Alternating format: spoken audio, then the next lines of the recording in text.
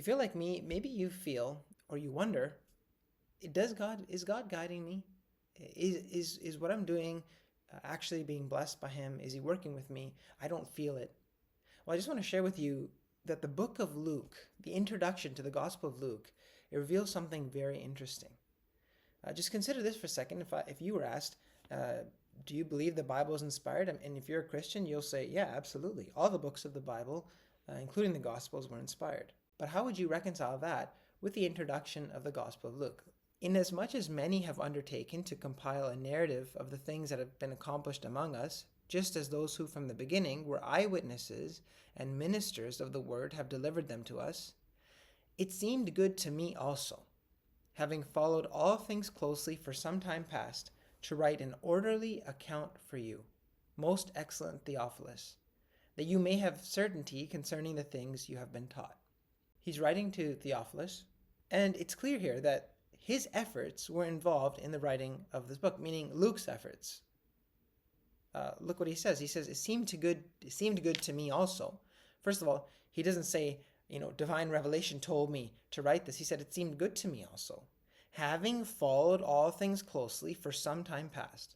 So he had, I have the New International Version here, and it says, with this in mind, since I myself have carefully investigated everything from the beginning. So clearly his own efforts were involved here, clearly investigating, following all things, verifying things, researching, we would call it. I mean, his efforts were involved beyond just the penning of the words on the paper. It wasn't like he was just sitting there under a trance and God's Spirit was moving him to write all the words. Now, how do you resolve these two facts? How does a Christian resolve these two facts? Namely, that on the one hand, we claim that the Gospel of Luke is inspired, at the same time that Luke used his own mind and his own efforts to do research, investigate, and write down his results. The actual resolution to this is fascinating. What it means is that God led his research, that God participated in his work by the Holy Spirit in a not so discernible, miraculous way. That the Holy Spirit guided him in what would otherwise have seemed to be a normal human endeavor, researching, writing to a friend. The lesson I took away from this, and that I would encourage you to think about, is that it's very possible for God to be guiding us, to be involved in the things we're doing, in what I'm doing or you're doing, without really discerning that he is. But he is.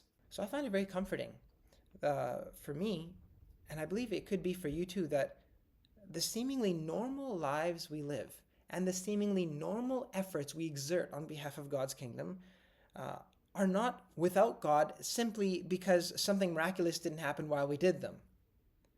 Could it be that God is with us nonetheless? That he could be behind the works you and I are doing for his kingdom, even though we may think that we're doing them on our own efforts, that we don't really discern his operation in our life, that we don't really discern the Holy Spirit moving us to do something. Quite simply, to conclude, here's the question, if you want to understand what I'm trying to say here. Did Luke himself even know, when he was writing his letter to his friend Theophilus, what the result of his work would end up being? What God was going to do with his work? I hope this encourages you.